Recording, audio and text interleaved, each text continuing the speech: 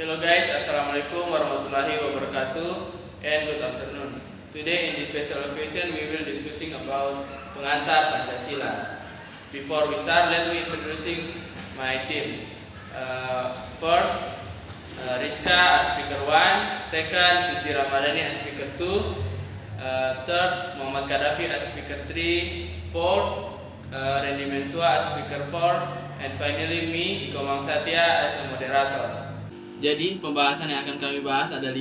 Yang pertama ada pengertian Pancasila, yang kedua ada sejarah Pancasila, yang ketiga ada Pancasila sebagai dasar negara, yang keempat ada fungsi Pancasila sebagai dasar negara, dan yang terakhir ada kedudukan Pancasila sebagai dasar negara. Pengertian Pancasila.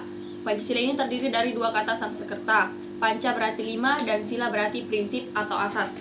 Pancasila merupakan rumusan dan pedoman kehidupan berbangsa dan bernegara bagi seluruh rakyat Indonesia. Menurut para ahli, Nute Negoro, Pancasila adalah dasar falsafah negara Indonesia, sehingga dapat diambil kesimpulan bahwa Pancasila merupakan dasar falsafah dan ideologi negara yang diharapkan menjadi pandangan hidup bangsa Indonesia sebagai pemersatu.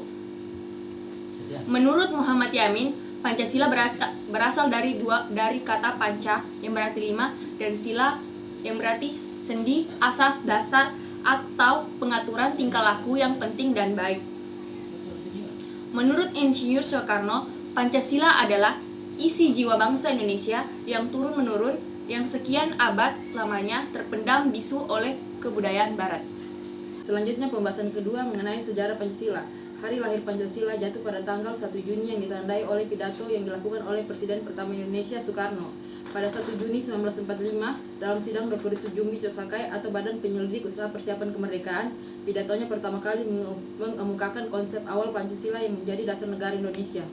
Adapun sejarahnya berawal dari kekalahan Jepang pada Perang Pasifik. Mereka kemudian berusaha mendapatkan hati masyarakat dengan menjanjikan kemerdekaan kepada Indonesia dan membentuk sebuah lembaga yang tugasnya untuk mempersiapkan hal tersebut. Lembaga ini dinamai Dokuritsu Jumbi Chosakai pada sidang pertamanya di tanggal 29 Mei 1945 yang diadakan di gedung Chosain-in. Sekarang itu gedung Pancasila. Para anggota membahas mengenai tema dasar negara. Saya di sini akan melanjutkan tentang pembahasan sejarah Pancasila. Sidang berjalan sekitar hampir 5 hari, kemudian pada tanggal 1 Juni 1945, Soekarno menyampaikan ide serta gagasannya terkait dasar negara Indonesia yang dinamai Pancasila. Panca artinya 5, sedangkan sila artinya prinsip atau asas. Untuk menyempurnakan rumusan Pancasila dan membuat undang-undang dasar yang berlandaskan kelima asas tersebut, maka Dokuritsu Jumbi Chosakai membentuk sebuah panitia yang dinamakan atau disebut sebagai Panitia 9. Setelah melalui beberapa proses persidangan, Pancasila akhirnya dapat disahkan pada sidang PPKI tanggal 18 Agustus 1945. Pada sidang tersebut disetujui bahwa Pancasila dicantumkan dalam Mukadimah Undang-Undang Dasar 1945 sebagai dasar negara Indonesia yang sah. Selanjutnya, Pancasila sebagai dasar negara. Pancasila sebagai dasar negara berarti sendi-sendi ketatanegaraan negara Republik Indonesia harus berlandaskan pada nilai-nilai Pancasila. Artinya, Pancasila harus senantiasa menjadi ruh atau power yang menjiwai dalam membentuk negara. Selanjutnya, fungsi Pancasila sebagai dasar negara. Adapun fungsi Pancasila sebagai dasar negara yaitu 1. Pancasila sebagai pedoman hidup. Yang kedua, Pancasila sebagai jiwa bangsa. Yang ketiga, Pancasila sebagai kepribadian bangsa. Yang keempat, Pancasila sebagai sumber hukum. Dan yang kelima, Pancasila sebagai cita-cita bangsa. Selanjutnya saya akan melanjutkan tentang kedudukan Pancasila sebagai dasar negara. Kedudukan Pancasila sebagai dasar negara berarti Undang-Undang Dasar atau Undang-Undang 1945 dan semua turunan peraturannya tidak boleh bertentangan dengan Pancasila. Secara tegas, Pancasila merupakan norma hukum yang tidak boleh dikesampingkan atau dilanggar. Kedua, Pancasila sebagai dasar negara juga digunakan sebagai dasar dalam mengatur penyelenggaraan pemerintahan negara.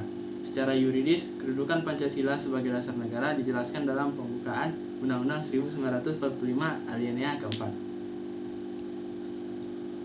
Dan kesimpulan, Kesimpulan dari materi yang telah kami bawakan adalah Pancasila merupakan dasar falsafah dan ideologi negara yang diharapkan menjadi pandangan hidup bagi bangsa Indonesia sebagai pemersatu, lambang persatuan 8 dan kesatuan, serta sebagai pertahanan bangsa dan negara Indonesia.